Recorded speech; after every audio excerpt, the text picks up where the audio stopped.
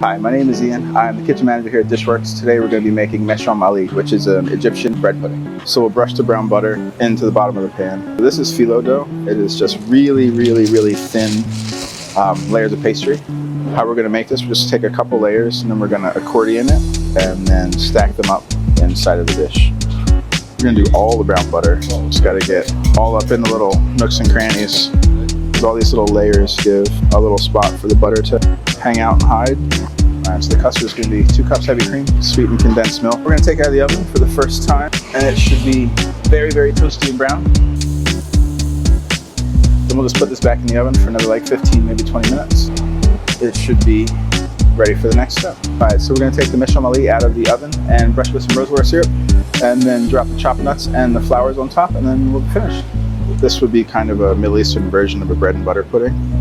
So the recipe is really simple and kind of loosely based, and you can put whatever you like into it. Mesham ali.